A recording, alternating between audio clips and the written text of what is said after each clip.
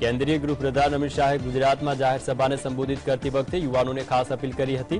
તેમણે કહ્યું છે કે માત્ર પાકિસ્તાન જ નહીં પરંતુ તમામ દેશો મળીને ભારત પર હુમલો કરે જો તે સફળ ન થાય તેવી સુરક્ષા આપવાની જવાબદારી યુવાનોની છે।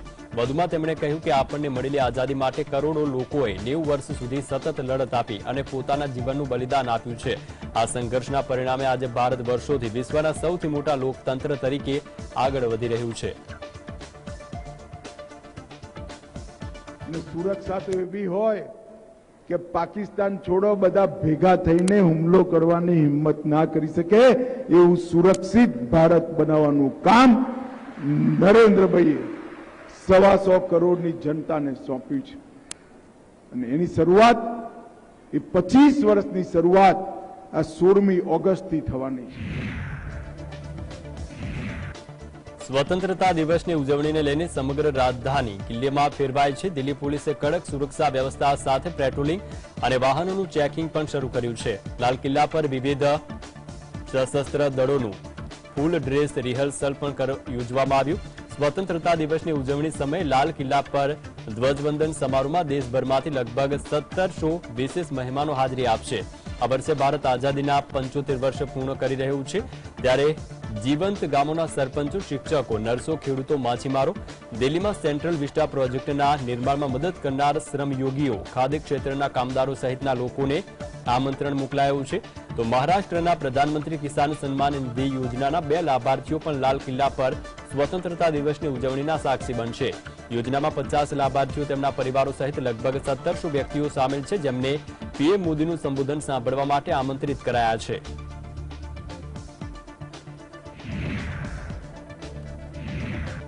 સિત્યોતેરમાં સ્વતંત્ર દિવસ નિમિત્તે વડાપ્રધાન મોદી દિલ્હીના લાલ કિલ્લા પર રાષ્ટ્રધ્વજ ફરકાવશે।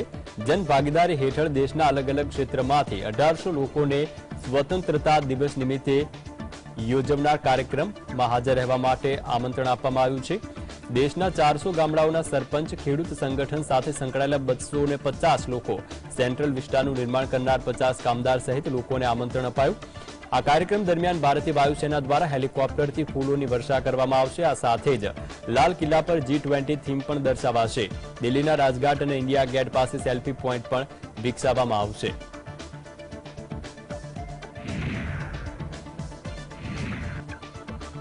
ઓગસ્ટના રોજ વડાપ્રધાન નરેન્દ્ર મોદી લાલ કિલ્લા પરથી રાષ્ટ્રને સંબોધિત કરશે। સ્વતંત્રતા સેનાનીઓની અસંખ્ય વાર્તાઓનું વર્ણન કરશે અને તાજેતરમાં જ હાંસલ કરી દીધી દેશની તમામ પ્રગતિઓને પણ પ્રકાશિત કરશે। પીએમ મોદીનું સંબોધન સાંભળવા માટે લાલ કિલ્લા પર ખાસ મહેમાન તરીકે આમંત્રિત કરેલા અંદાજે 1800 વ્યક્તિઓમાંથી 50 નર્સ તેમના પરિવાર સાથે હાજર રહેશે। લાલ કિલ્લા પર સ્વતંત્રતા દિવસની ઉજવણીમાં વિશેષ અતિથિ તરીકેના આમંત્રણ પર વરિષ્ઠ નર્સિંગ ઓફિસર નિધિ કહે છે કે કોવિડ દરમિયાન અમે 12 કલાક કામ કર્યું। કોવિડનો સમયગાળો અમારા માટે ખૂબ જ પડકારજનક હતો। નર્સિંગ સમુદાયોને માન્યતા આપવામાં આવે તે માટે હું પીએમ મોદીનો ખૂબ આભાર માનું છું।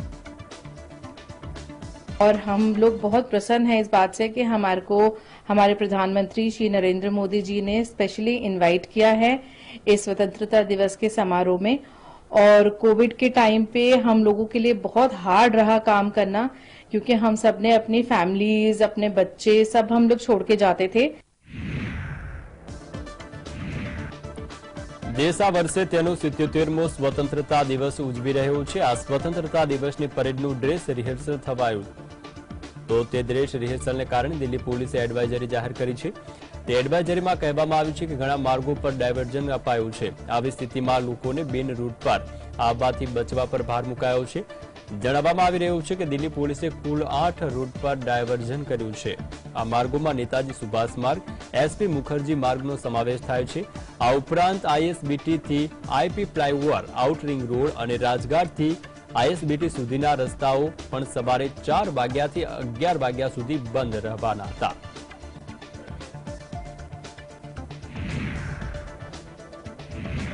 સ્વતંત્રતા દિવસને લઈને સમગ્ર દેશમાં હર ઘર તિરંગા અભિયાન ચાલી રહ્યું છે ત્યારે પીએમ મોદીએ પણ સોશિયલ મીડિયા એકાઉન્ટ્સ પર ડિસ્પ્લે પિક્ચરના બદલાવ કરી તિરંગાની તસવીર લગાવી છે। વડાપ્રધાને પોતાના સોશિયલ મીડિયા એકાઉન્ટના ડીપીમાં પણ રાષ્ટ્રીય ધ્વજની તસવીર લગાવી છે। વડાપ્રધાન મોદીએ સોશિયલ મીડિયા પર ટ્વીટ કરી લખ્યું છે કે હર ઘર તિરંગા આંદોલનની ભાવનાઓ સાથે આવો અને આપણે પણ સોશિયલ મીડિયા એકાઉન્ટ્સને ડીપીને બદલીને અને અનોખા પ્રયાસને સમર્થન આપીએ, જે આપણા દેશ અને આપણી વચ્ચેના સંબંધોને વધુ ગાઢ બનાવશે.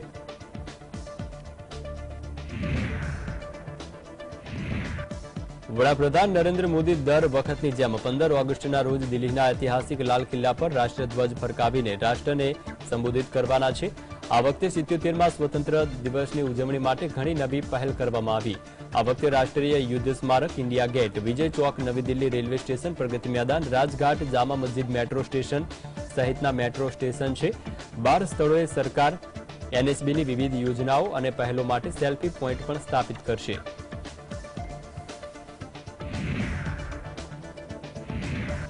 યુએસ હાઉસમાં રજૂ કરેલા ઠરાવને પગલે 15 ઓગસ્ટે રાષ્ટ્રીય ઉજવણી તરીકે જાહેર કરવામાં આવ્યું છે, જે અંગે યુએસ કોંગ્રેસમેન શ્રી થાનેદારે જણાવ્યું હતું કે આ ઠરાવ યુએસ કોંગ્રેસમાં મારા દ્વારા રજૂ કરાયો અને તેને અન્ય અમેરિકન યુએસ કોંગ્રેસના લોકોએ ટેકો આપ્યો, કારણ કે યુએસમાં ભારતનું ઘણું સન્માન છે. અમેરિકન લોકો, અમેરિકન સરકાર, અમેરિકન કોંગ્રેસ લોકો જાણે છે કે ભારત શું કરી શકે છે. અમે ભારતે કેવી રીતે ટેકનોલોજી લાવી અને પ્રગતિ કરી છે. હું ચોક્કસપણે દ્વિપક્ષીય સમર્થન જોઈ શકું છું, કારણ કે તે બંને દેશોને ફાયદો થશે અને તેનાથી બંને દેશોની અર્થવ્યવસ્થાને પણ ફાયદો થશે. સાથે સાથે બંને દેશો માટે રોજગારીનું પણ સર્જન થશે.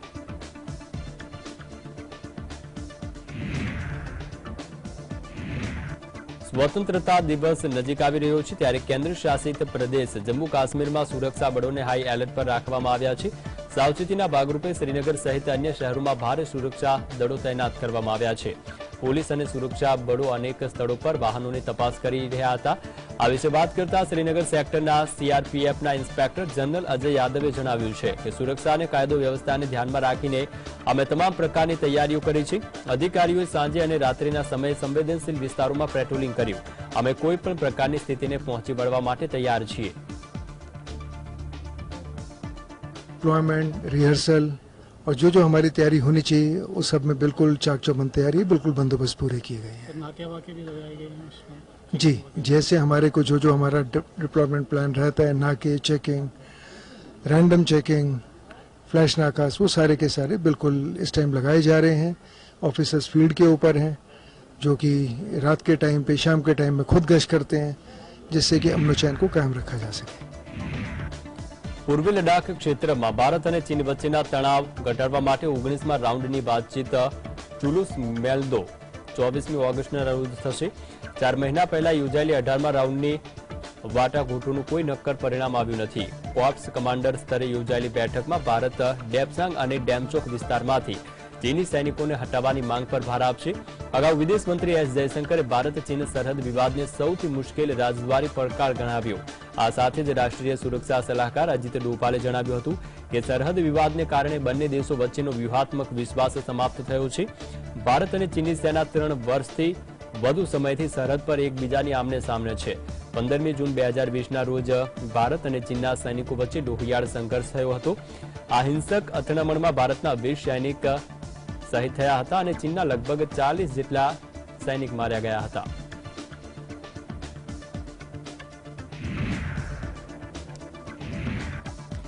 ભારતે સરહદ પર તેના દુશ્મનોને જડબાતોડ જવાબ આપવા માટે તેની તાકાતમાં વધારો કર્યો છે. ભારતીય વાયુસેનાએ તેના બેડામાં એરોન માર્ક 2 ડ્રોનને સામેલ કર્યા છે.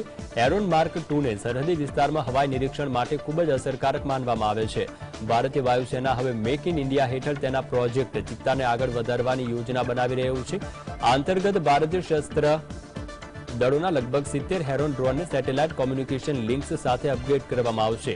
સેનાએ 31 પ્રિડેટર ડ્રોન મળશે. સેનાને 4 નવા હેરોન માર્ક 2 ડ્રોન પણ મળશે. તે લાંબા અંતરની મિસાઇલ અને અન્ય શસ્ત્ર પ્રણાલીઓથી સજ્જ છે. હેરોન માર્ક 2ને ઉત્તરી સેક્ટરમાં ફોરવર્ડ એરબેઝ પર તૈનાત કરાશે. હેરોન માર્ક 2 ડ્રોનનું સંચાલન સ્ક્વોડ્રન દ્વારા કરાશે, જેમને વોર્ડન્સ ઓફ ધ નોર્થ તરીકે ઓળખવામાં આવે છે. It's the state of the art technology. You really have to fly it to believe it. It has more enhanced avionics suite and also more powerful engine which can make us fly over the Himalayan ranges and address both eastern and western adversaries, and it can also fly in sub-zero temperatures in any weather conditions, so that we are not limited by any of these conditions to keep an eye on our adversaries. Okay, as we had discussed earlier, this is the first time the Indian Air Force has got a drone which can operate on satellite communication. The unspiked drones which we had only had line of sight capability, wherein it was restricted by the line of sight communication between the aircraft and the pilot. Now that the drone can use satellite communication, it is not restricted by it. આઝાદી કા અમૃત મહોત્સવ હેઠળ દેશભરમાં અલગ અલગ જગ્યાઓ પર તિરંગા યાત્રા યોજવામાં આવી રહી છે ત્યારે જમ્મુ કાશ્મીરના ઉપરાજ્યપાલ મનોજ સિન્હાએ પણ તિરંગા યાત્રાને લીલી ઝંડી બતાવી શરૂઆત કરાવી. શ્રીનગરના ડલ સરોવર નજીક આવેલ કીકથી બોટનિકલ ગાર્ડન સુધી યાત્રા યોજવામાં આવી. આ વિશે વાત કરતા કાશ્મીરના એડીજીપી વિજયકુમારે જણાવ્યું કે ઉપરાજ્યપાલની આગેવાનીમાં આ તિરંગા યાત્રા કાઢવામાં આવી. આ યાત્રામાં 10,000થી વધુ લોકોએ ભાગ લીધો. સ્થાનિક લોકો પણ યાત્રામાં સામેલ થયા. સ્વતંત્રતા દિવસ નજીક આવી રહ્યો છે ત્યારે સાવચેતીના ભાગરૂપે સંવેદનશીલ વિસ્તારોમાં પોલીસ બળ પણ તૈનાત કરાયું છે.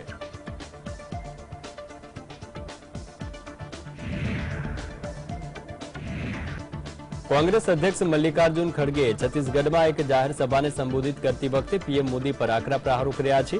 મલ્લિકાર્જુન ખડગે કહ્યું છે કે શું મોદી સત્તામાં આવ્યા પછી છત્તીસગઢમાં વીજળી શાળા વગેરે આવી? શું મોદી અને શાહ અમારા દ્વારા સ્થાપિત સરકારી શાળામાં અભ્યાસ કરતા હતા કે પછી તેઓ લંડન કે ઓક્સફર્ડમાં અભ્યાસ કરતા હતા? તેઓ અમને પૂછે છે કે કોંગ્રેસ પાર્ટીએ છેલ્લા 70 વર્ષમાં શું કર્યું? स्कूल मोदी आने के बाद खुल गए, क्या उसके पहले नहीं थे स्कूल? अरे मोदी जो पढ़े, शाह जी जो पढ़े, ये सब हमारे स्कूल में ही पढ़े, नहीं तो क्या कहा ये लंदन जाके पढ़े? क्या ऑक्सफोर्ड स्कूल में जाके पढ़ के आए? કોંગ્રેસ અધ્યક્ષ મલ્લિકાર્જુન ખડગે વડાપ્રધાન મોદી પર આકરા પ્રહાર કરતા આરોપ લગાવ્યો છે કે કેન્દ્ર સરકારે દેશની આરોગ્ય તંત્ર છે તેને બીમાર કરી નાખ્યું છે. All India institute of medical science એટલે કે એમ્સ જેવી હોસ્પિટલોમાં પણ ડોક્ટર્સ અને કર્મચારીઓની કમી છે. કોંગ્રેસ અધ્યક્ષે દાવો કર્યો છે કે લોકો હવે જાગી ગયા છે અને મોદી સરકારના વિદાયનો સમય આવી ગયો છે. ખડગે એક મીડિયા રિપોર્ટને ટાંકીને જણાવ્યું કે દેશના 19 એમ્સ હોસ્પિટલમાં ડોક્ટર્સ અને અન્ય કર્મચારીઓની અછત છે. ખડગે સોશિયલ મીડિયા પ્લેટફોર્મ એક્સ પર કાવ્યાત્મક રીતે લખ્યું કે લૂંટ અને જુમલાઓએ દેશને અસ્વસ્થ બનાવ્યો છે. પીએમ મોદીના દરેક શબ્દોમાં માત્ર જૂઠાણું છે.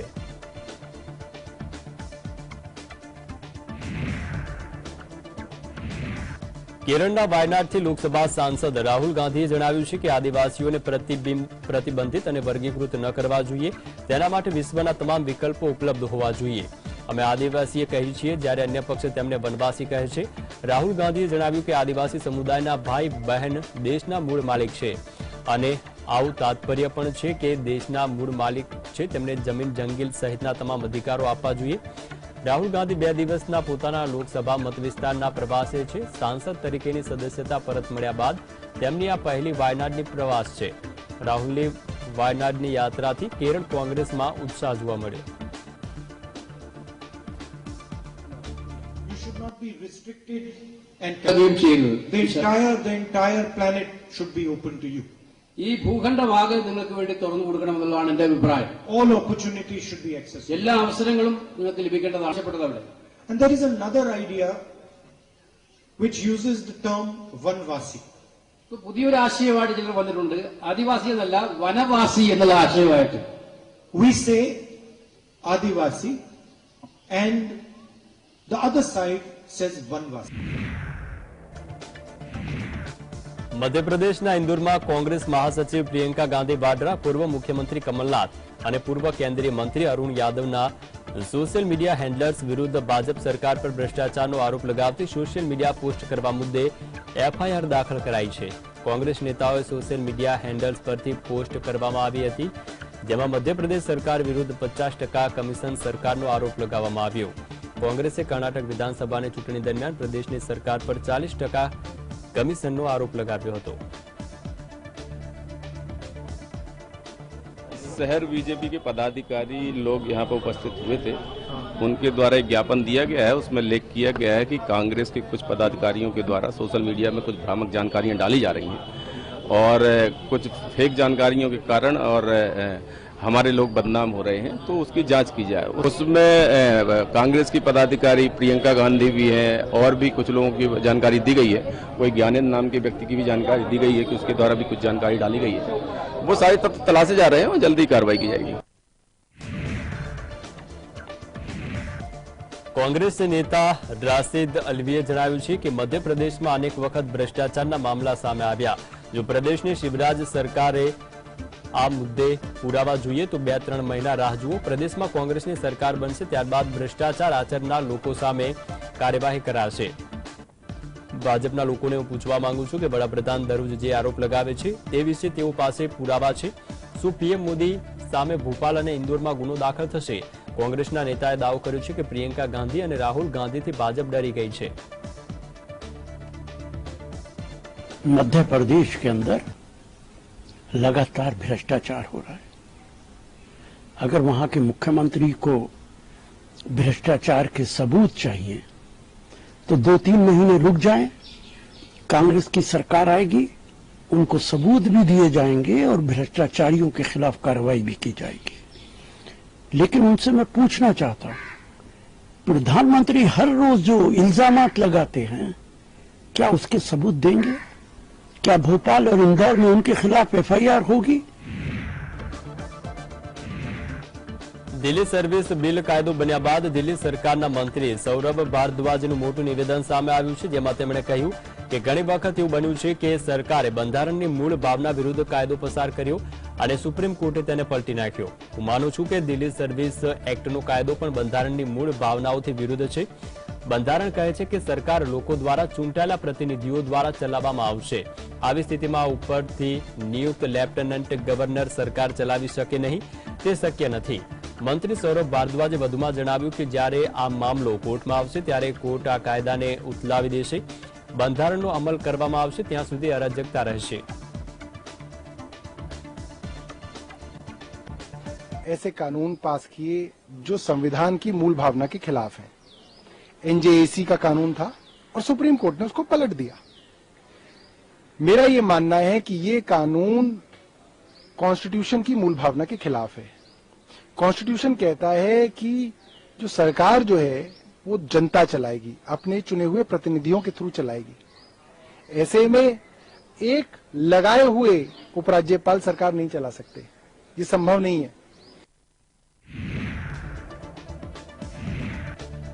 બિહારના દરભંગામાં એમ્સના નિર્માણ કાર્યને લઈને કેન્દ્રીય બિહાર સરકાર અને નરેન્દ્ર મોદી સરકાર સામસામે જોવા મળી।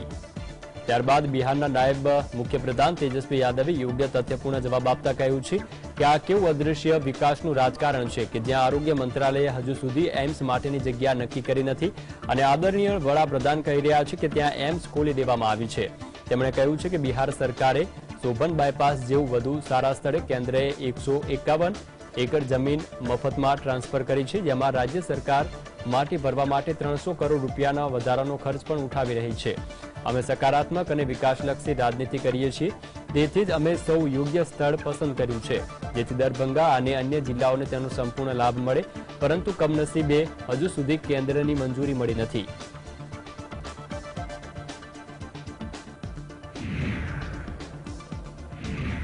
ભારતમાં ટામેટાના આસમાને પહોંચેલા ભાવમાં હાલ ભલે નજીવો ઘટાડો થયો હોય, પરંતુ આજે પણ ગરીબ વ્યક્તિએ ટામેટા ખરીદવા માટે ખિસ્સા ઢીલા કરવા પડે છે।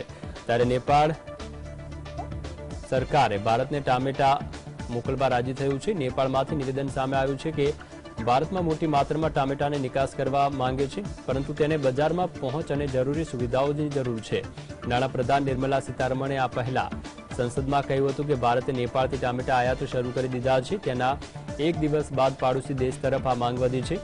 ભારતમાં ભારે વરસાદને કારણે સપ્લાયમાં વિક્ષેપ વચ્ચે ટામેટાના ભાવ 242 રૂપિયા પ્રતિ કિલોથી પણ વધ્યા હતા। શાકભાજી અને ટમેટાની નિકાસ હવે નેપાળ કરશે, જેનાથી ટમેટાના ભાવમાં ઘટાડો થઈ શકે છે।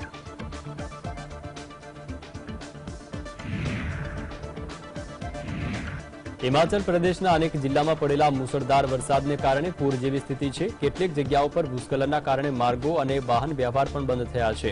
સ્થાનિક વહીવટીતંત્ર પ્રમાણે લગભગ 300 જેટલા માર્ગો બંધ છે. હવામાન વિભાગે વરસાદની સ્થિતિને ધ્યાને રાખીને 14મી ઓગસ્ટ સુધી પ્રદેશમાં યલો એલર્ટ આપ્યું છે. ભૂસ્ખલનના કારણે બિલાસપુર જિલ્લામાં નેશનલ હાઈવે નંબર 205 બંધ કરવામાં આવ્યો. વરસાદ અને ભૂસ્ખલન સંબંધિત ઘટનાને કારણે અનેક પર્યટકો પણ અટવાયા છે. 24મી જૂન બાદથી અત્યાર સુધીમાં પ્રદેશમાં વરસાદ, પૂર અને ભૂસ્ખલન સંબંધિત ઘટનાને કારણે કુલ 223 લોકોના મોત થયા છે. I travel in India. Yeah, und stark also. I live in Germany. Yeah. It's rainy, yeah. Und the bus can't go wide. Yeah, ahead. Since how long you are waiting here? Oh, since night. I've been sleeping. Und wir sehen hier, but I think since 3 o'clock at night.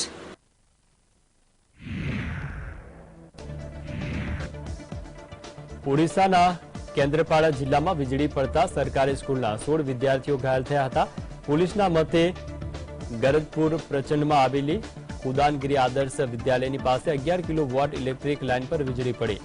અવકાશી વીજળીની અસરથી આજે એટલી તીવ્ર હતી કે સ્કૂલના hostel પાસે એક રૂમમાં રહેલા વિદ્યાર્થીઓને વીજળીનો ઝાટકો અનુભવાયો. ઘાયલ વિદ્યાર્થીઓમાં 2 વિદ્યાર્થી અને 14 વિદ્યાર્થીનીઓ છે. તમામ વિદ્યાર્થીઓ 6ઠા અને 7મા ધોરણમાં અભ્યાસ કરતા હતા.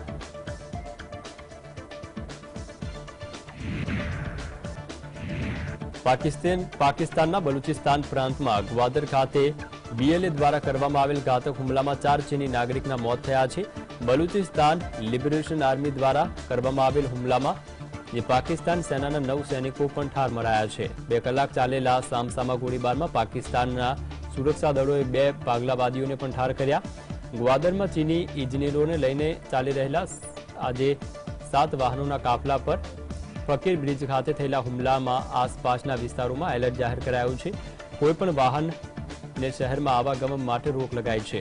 બલુચિસ્તાન લિબરેશન આર્મીની મસ્જિદ બ્રિગેડની ચીની એન્જિનિયર્સના કાફલા પર હુમલાની જવાબદારી લીધી છે.